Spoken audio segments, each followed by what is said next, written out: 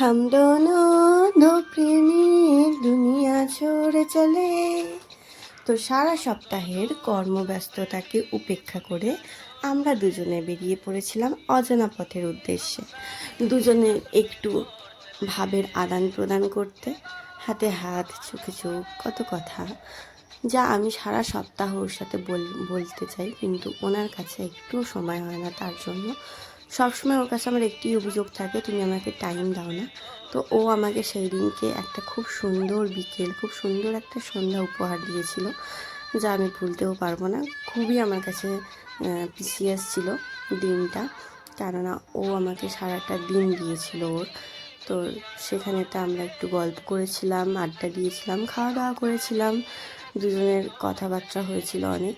তারপর বাড়ি ফেরার পথে লেন্স কার্টে একটু গ্লাসেস ট্রাই করছিলাম। তোমাদের আমার এই মিনি ব্লগটা কেমন লাগলো জানাতে